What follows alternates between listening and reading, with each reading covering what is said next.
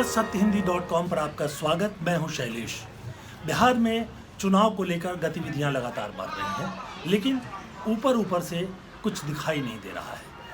अभी तक जो राजनीतिक दल हैं वो आपस में तालमेल और गोटी बैठाने के काम में लगे हुए हैं, और इसमें एक बात बहुत साफ तौर पर दिखाई दे रही है, वो ये कि आरजेडी राष्ट्रीय जनता दल और उसके नेता तेजस्वी यादव जो हैं लगभग अलग थलग पढ़ते जा रहे हैं, पढ़ चुके हैं बल्कि। और दूसरी तरफ जनता दल यूनाइटेड और मुख्यमंत्री नीतीश कुमार छोटे छोटे दलों को भी अपने साथ जोड़कर या फिर आरजेडी से तोड़ करके और अपनी स्थिति को मजबूत करते जा रहे हैं। लेकिन क्या इसका नतीजा अभी से ये मान लिया जाए कि आरजेडी चुनाव की चुनाव का जो रणभूमि है उसमें उसकी कोई हैसियत नहीं है, कोई औकात नहीं है? क्या वो सत्ताधारी पार्टी के लिए, नीतीश कुमार के लिए, जनता दल यूनाइटेड और बीजेपी के गठबंधन के लिए एक बड़ी चुनौती नहीं है? ये कई सवाल हैं। इन सवालों पर आज के इस एपिसोड में हम बातचीत करेंगे।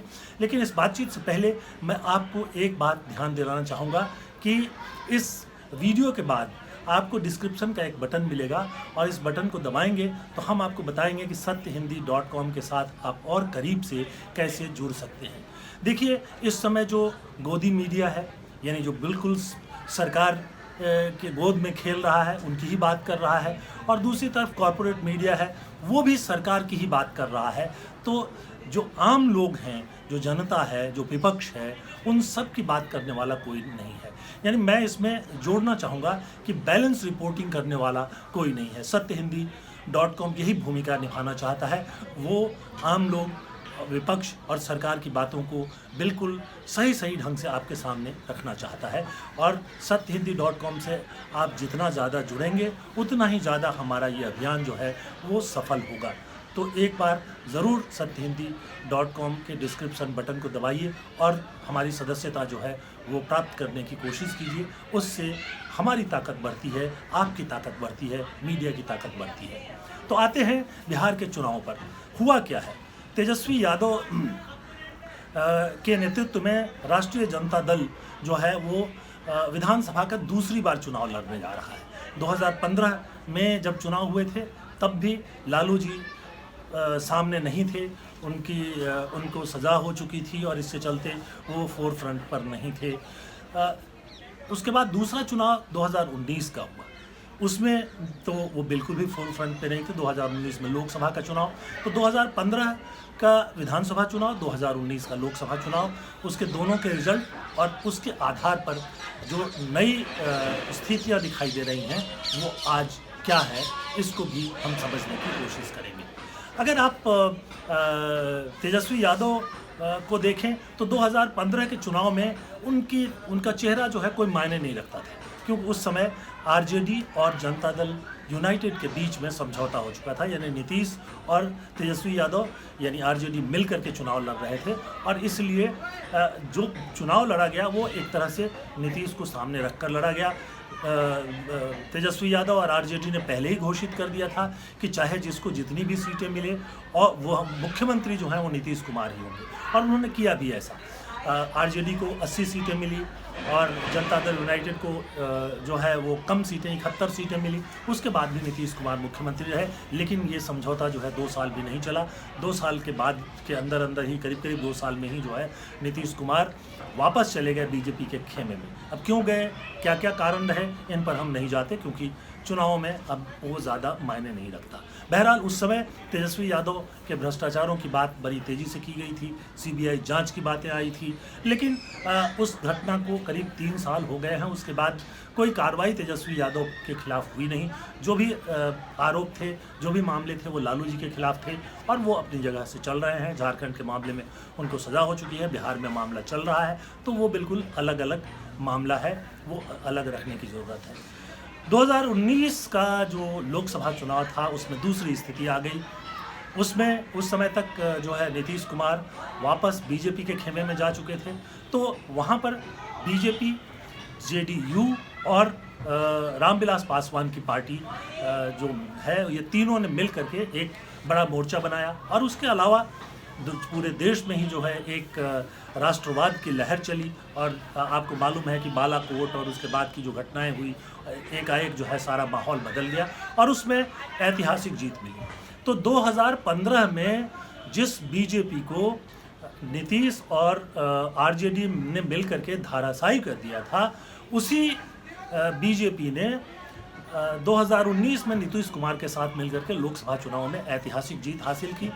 40 में से 39 लोकसभा सीटें जो है बीजेपी नीतीश कुमार के गठबंधन को मिली, जिसमें रामविलास पासवान भी हैं, और उसके सिर्फ एक सीट वो भी आरजेडी के सहयोगी कांग्रेस को मिली थी 2019 के चुनाव में।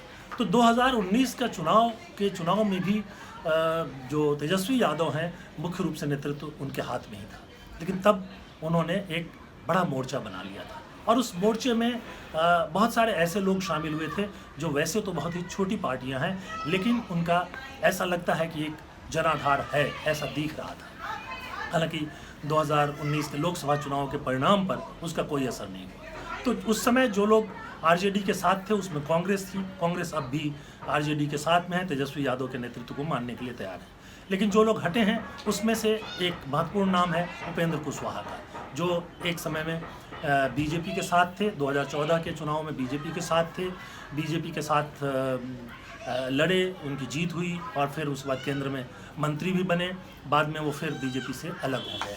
तो एक तो उपेंद्र कुशवाहा थे, ये जो है जो अति पिछड़ा वर्ग है उसके एक महत्वपूर्ण नेता माने जाते हैं। लगभग वही धरातल है जिस धरातल पर कि नीतीश कुमार खड़े हैं, यानी अति पिछड़ों के मुख्य रूप से वो नेता हैं। उसके अलावा बहुत सारे लोगों को जोड़ा है, अति दलितों को जोड़ा है, तो उसके चलते वो एक बड़ा चेहरा बिहार में बने हुए हैं। उसके बाद जो दूसरा महत्वपूर्ण नाम था वो जीतन राम मांझी का।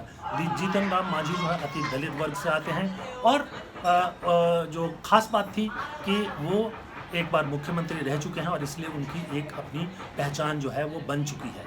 अब जो अभी का चुकी स्थिति है उसमें जो 2019 में निराशा हाथ लगी, उसके बाद अब ये सब लोग जीतन राम मांझी जो हैं वो फिर नीतीश कुमार के साथ चले गए हैं, एनडीए में शामिल हो गए हैं।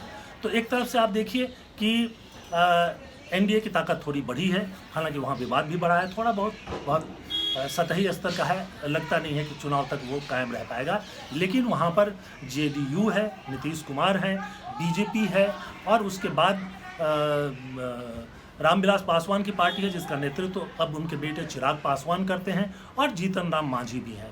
तो ये एक बड़ा कॉम्बिनेशन बनता है। उसके साथ साथ बहुत सारे लोगों को शामिल करके नीतीश कुमार ने ये प्रदर्शित करने की कोशिश की है कि वो सभी लोगों के नेता हैं और उनकी पार्टी में सबके लिए जगह है। और अभी हाल में उन्होंने पूर्व डीजीपी जो हैं वो गुप्तेश्वर पांडे जी, उनको इस्तीफा दिलाकर यानी रिटायरमेंट लेकर के वो अभी हाल ही में शामिल हुए हैं। बताया जा रहा है कि वो चुनाव लड़ेंगे। तो इस तरह से वो एक चेहरे के तौर पर बहुत महत्वपूर्ण हो जाते हैं और डीजीपी के तौर पर उनकी एक भूमिका रही थी और उसको लेकर कई तरह की चर्चाएं चलती रही, लेकिन कुल मिलाकर के वो एक जाति, एक वर्ग जो है उसके प्रतिनिधि के रूप में सामने आते हैं। तो एक तरफ ये स्थिति है। दूसरी तरफ स्थिति ये हो गई कि तेजस्वी यादव को सबसे पहले जीतन राम मांझी ने छोड़ दिया, वो एनडीए में चले गए। उसके बाद उपेंद्र कुशवाहा ने छोड़ दिया और वो जो हैं वहाँ बीएसपी के साथ एक मोर्चा बना रहे हैं। इसी तरह से बहुत सारे लोग हैं जो अलग अलग थे और वो अलग हटते जा रहे हैं। उनके एक देवेंद्र यादव एक पूर्व मंत्री हैं, उन्होंने ओवैसी, असदुद्दीन ओवैसी जो मुख्य रूप से तेलंगाना के नेता हैं, ऑल इंडिया मुस्लिम लीग जो है उसके नेता हैं, AIMIM के, वो भी उनके साथ एक मोर्चा बना लिया है। तो तरह तरह के मोर्चों की बात चल रही है, लेकिन उसमें तेजस्वी यादव अलग थलग पड़ गए। क्यों अलग थलग पड़ गए हैं? बात बहुत साफ है कि 2015 के चुनाव में जो जीत हासिल हुई थी उसका क्रेडिट लोग जो हैं वो तेजस्वी को नहीं देते हैं। वो नीतीश के नेतृत्व में लड़ा गया था, उनको ही के पास ही है। दूसरा, 2019 में भारी हार का सामना इनको करना पड़ा। हालांकि जब इन्होंने मोर्चा बनाया था तो लग रहा था कि बहुत कामयाब मोर्चा हो सकता है, लेकिन जो राष्ट्रवाद की लहर थी, जो हवा चली थी, उस हवा ने सबको जो है किनारे कर दिया।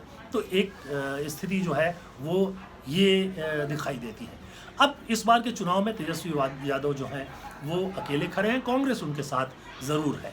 और पिछले विधानसभा चुनाव में कांग्रेस ने भी अच्छा किया था, लेकिन वो गठबंधन था इसके चलते। अब इसमें क्या होगा, कांग्रेस की मजबूरी है, वो तो रहेंगे आरजेडी के साथ में, लेकिन जो बाकी छोटे छोटे दल हैं वो चले गए हैं। एक और जो वीआईपी पार्टी मुकेश सहनी, वो भी जो है अभी खामोश बैठे हैं, फैसला तो नहीं किया है, लेकिन तरह तरह की चर्चाएं हैं कि वो अकेले भी लड़ सकते हैं, वो एनडीए में भी जा सकते हैं, ये भी चर्चा है कि वो आरजेडी में भी शामिल हो सकते हैं। तो बहरहाल उनकी स्थिति साफ नहीं है, लेकिन बाकी जो छोटे छोटे छत्रप हैं वो खड़े हो गए हैं। सीपीआई कुछ पॉकेट्स में एक ताकत के तौर पर है वहाँ मौजूद।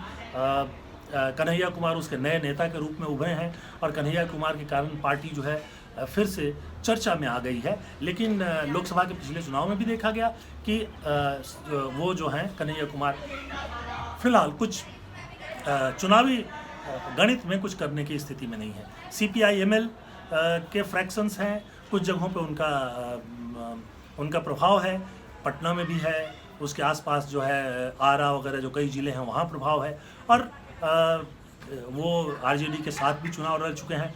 चर्चा है कि इस बार भी शायद सीटों का एडजस्टमेंट उनके साथ में हो जाएगा। जो सबसे महत्वपूर्ण बात ये हुई है कि तेजस्वी यादव ने इस बार शुरू से ही बहुत साफ कर दिया था कि जो आरजेडी गठबंधन होगा, जिसको महागठबंधन के नाम से भी जाना जाता है, उसमें नेता वही होंगे, यानी तेजस्वी यादव ही होंगे, वही मुख्यमंत्री का चेहरा होंगे, जिसको बहुत सारे लोग स्वीकार नहीं करते।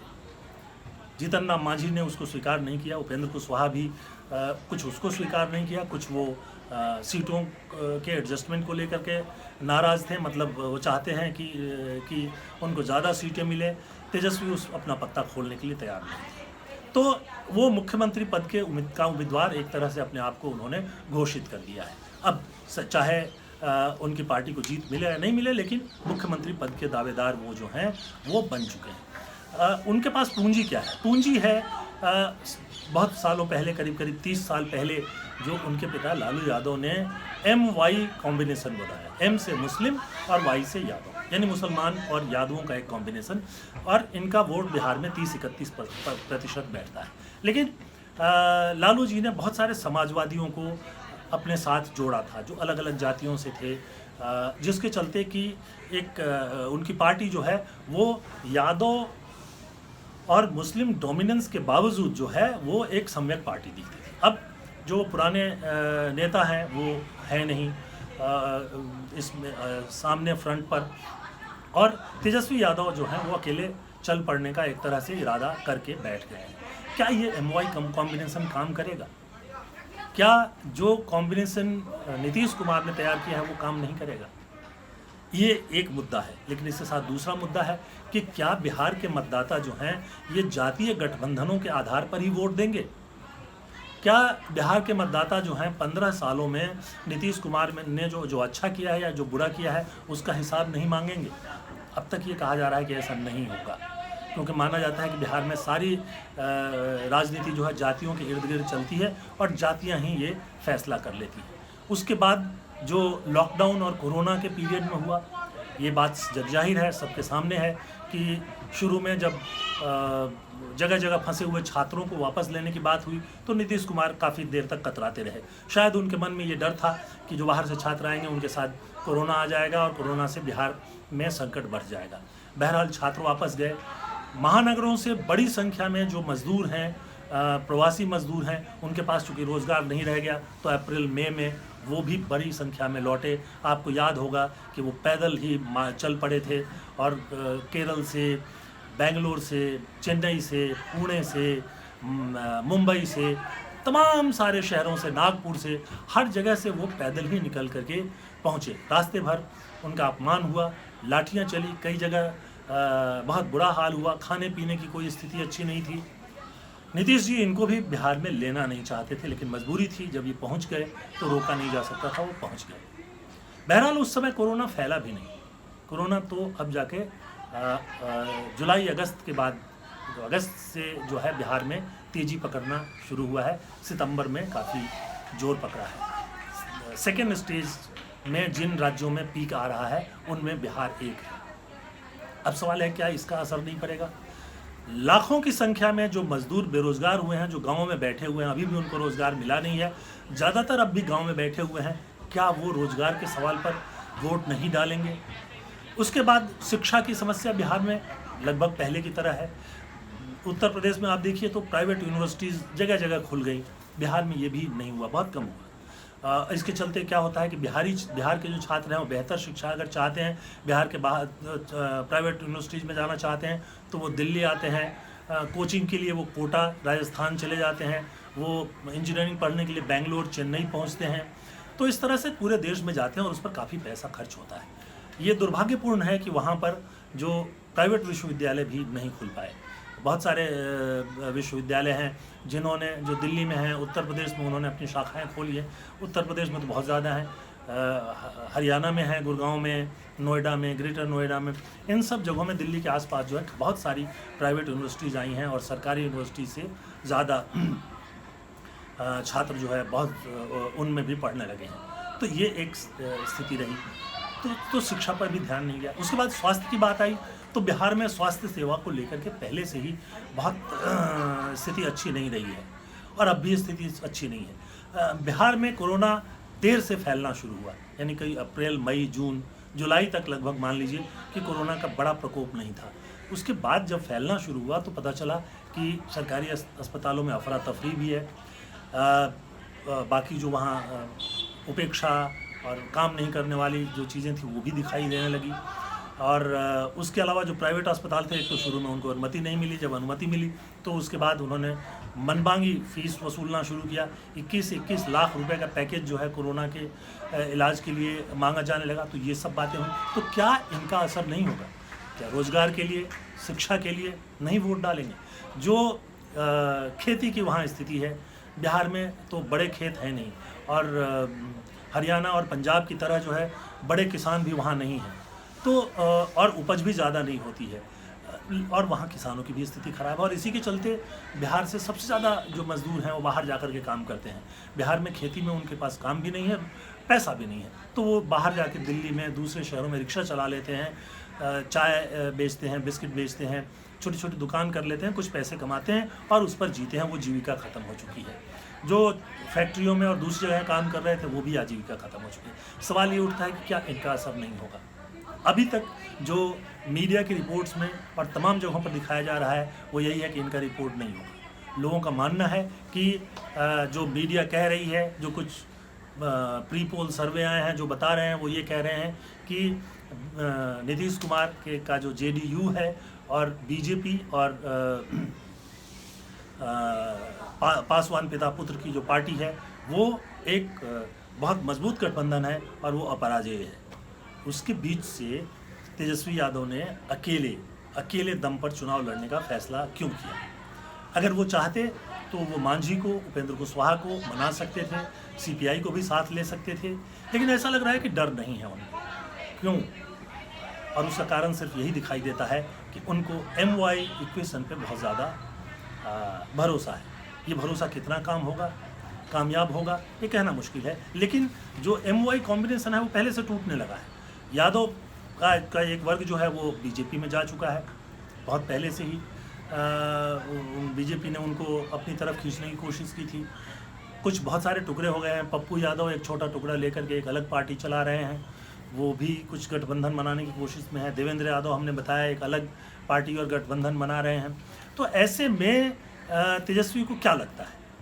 असल में जो 15 साल पुराना, जो 30 साल के करीब पुराना जो उनके पिता का बनाया हुआ MY कॉम्बिनेशन है, शायद उनको इस पर ही सबसे ज़्यादा भरोसा है और लंबे समय के बाद इसकी परख होगी। और ये कॉम्बिनेशन काम कर सकता है, इसका एक सबूत इससे भी मिलता है कि नीतीश कुमार भी जो है वो इस चुनाव में जो 15 साल पहले की जो लालू यादव और उनकी पत्नी राबड़ी यादव की सरकार थी उस समय की बातें सामने लाने लगे हैं। उस समय का जो अराजकता थी, अपराध बढ़े हुए थे, विकास और भी नहीं हो रहा था, वो सब बातें करने लगे हैं। 15 सालों में नीतीश कुमार ने कुछ काम बड़े अच्छे किए, जैसे सड़कें बनी हैं, गलियां बनी हैं, कुछ स्कूल भी बने हैं, लेकिन जो औद्योगिकरण होना चाहिए था बिहार का, वो सबसे उसके पीछे हो गया। जो शिक्षा का विस्तार होना चाहिए उसमें अभी भी पीछे का पीछे है, और ये सवाल जो है महत्वपूर्ण है। इस बार ये परख होना है कि आखिरकार लोग जो हैं जातीय गोलबंदी के आधार पर वोट देते हैं या फिर वो कहीं ना कहीं जो आर्थिक सामाजिक मुद्दे हैं उनको भी ध्यान में रखते हैं। तो दोस्तों, आज के इस प्रोग्राम में बस इतना ही। आपको हमारा ये प्रोग्राम कैसा लगा हमें ज़रूर बताइएगा। आप सत्यहिंदी.com पर लॉगिन करके अपनी राय लिख सकते हैं, अपनी बात बता सकते हैं। शालीन भाषा में लिखिए। उलूल जुलूल भाषा में लिखने से कोई आपका महत्व बढ़ नहीं जाता और हमारा घटता नहीं है। उसके अलावा सत्यहिंदी.com पर जाकर आप और इस वीडियो के बाद भी आपको डिस्क्रिप्शन का एक बटन मिलेगा, उसको दबाएं और आप हमारी सदस्यता जो है वो ले सकते हैं। तो आज के लिए बस इतना ही। बहुत बहुत धन्यवाद। नमस्कार। सत्य हिंदी के और वीडियोस को देखने के लिए हमारे YouTube चैनल को सब्सक्राइब करें और सीधे नोटिफिकेशन पाने के लिए बेल आइकन दबाएं।